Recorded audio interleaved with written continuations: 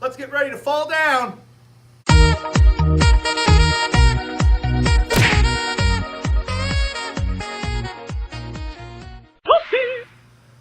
What's going on, guys? And just like the description said, we're going to be installing those crash bars that we unboxed the other day. Now this video here is going to be going over the process of how to install the crash bars. I'll have a follow-up video of what these bars actually protect, where I'll set this bike gently down on the ground and we'll see how much protection that these crash bars provide. But in this video, we're going to go over the tools we need now. Alright guys, tools we're going to be using today are basic hand tools. So 3/8 ratchet, a 5mm Allen, a 6mm Allen, and an 8mm Allen socket. We'll need an extension as well as a 12mm 6-point socket, 13mm wrench, and then this is the hardware that came with the kit. I laid it out nicely for you guys, so you can pause the video here, and if you got the same exact kit, you can now check and make sure that you have all the same parts in your kit. We're also going to be using some type of lube. Silicone spray works fine, and then we also need our crash bars. That's all the stuff we need. Let's go ahead and start installing. First thing we need to do is remove the belly pan. That's just these 4 nuts here. So just take that off and pull the belly pan off. Alright, now before we get started with installing these, after we have that belly pan removed, we are going to put on this O-ring here, and basically all this O-ring does is seals out water where these 2 bars connect.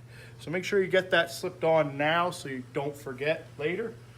And then we're going to work on the left side, or the right side of the bike here first. That is for the left side there. We're going to be installing the right side crash bar first because it is the most difficult and there are the most parts on the right side. So for the right side, we need this bracket here. We also need basically all the nuts and bolts as far as that's concerned. The right side uses a lot more than the left side. So the first thing we're going to do is remove this bolt here. And the way you do that is you got to peel back the coolant hose to gain access to this engine mounting bolt. And just be careful when doing so. All right, next thing we want to do is set up this bracket here. So you just want to hold it up. It's only going to fit on there one way, so you can't mount it incorrectly. It doesn't go on this way. It only goes on one way. And for that, you use these fasteners here that they gave you. You just take that in, thread those in. Now you can choose to use Loctite. I don't personally. As long as you torque these down, you shouldn't have a problem. It shouldn't break loose on you. So we'll get that installed. And when you're doing the install on these, don't tighten anything down. Make sure everything's loose and it all moves. That one's a little too tight there. And mainly you don't want to tighten everything down until the end because stuff has to move. Everything's going to move around a little bit so we get it adjusted just right. So next thing we want to do is hold up our crash bar here. Loosely hang this in here. And then we're going to come down and take these 2 pan head screws and we will just put those in. And then on the back side there, which you probably won't be able to see, I'm just going to have this nut with the nylon insert and a washer. Just going to come up around the back side here and get those on. Alright, so this is really kind of the first time I've done this, guys. Like I said, this came with no instructions. It probably would be easier to get these bolts and nuts started and then take this whole bracket and bolt it on, but it works either way. This way here is just a little bit more challenging than the other way would be, but that's on there now. We're going to move up to installing this bolt up top, and all I have to do now is just pull this hose out of the way again. I don't know if you guys will be able to see in there, but I know Jim will do his best.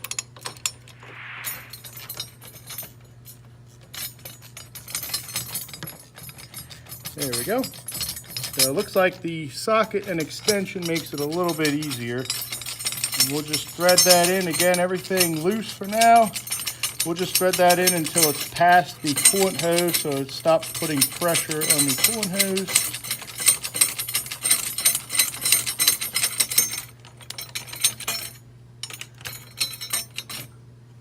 Good.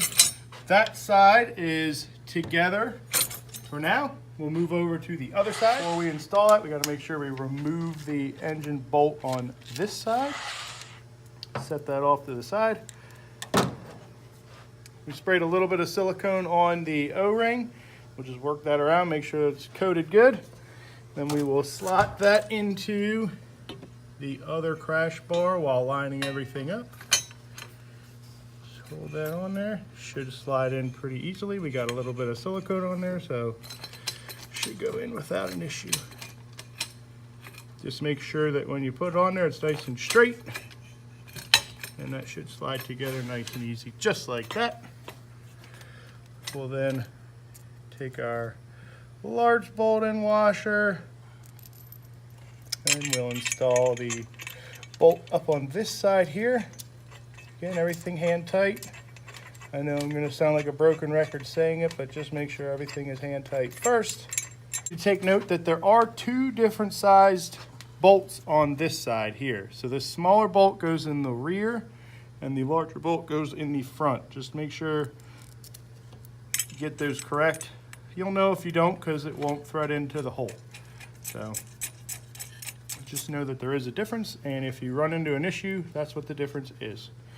Now we're going to stack this washer and the other washer together and then put those on the bolt for the rear.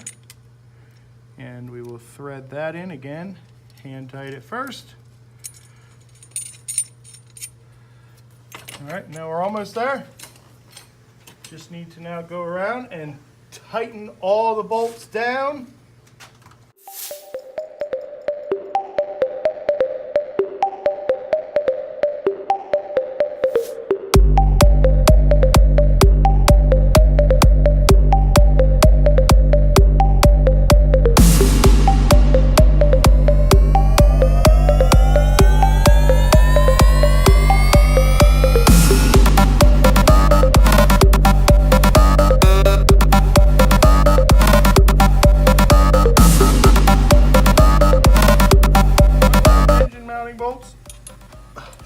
Obviously there is a torque for those and they should be set to the same torque. And I will flash that torque down the bottom like always.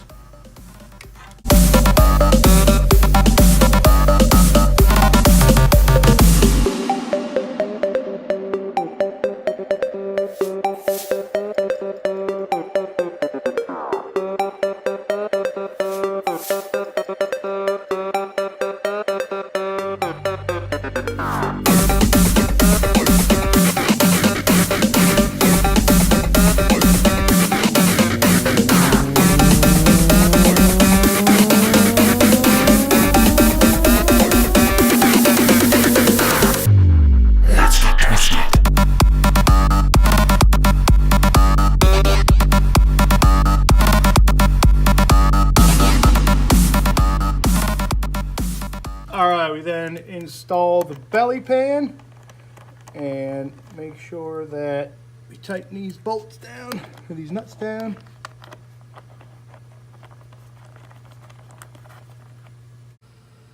Alrighty guys, now it's a pretty simple install.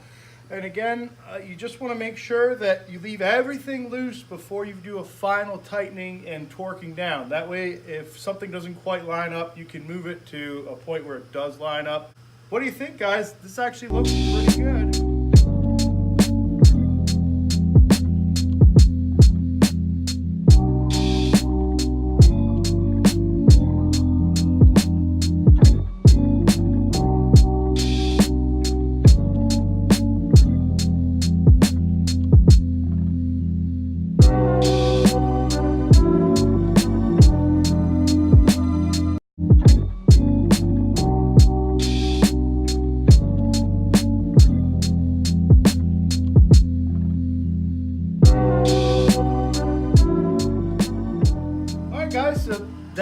to installing these engine crash bars.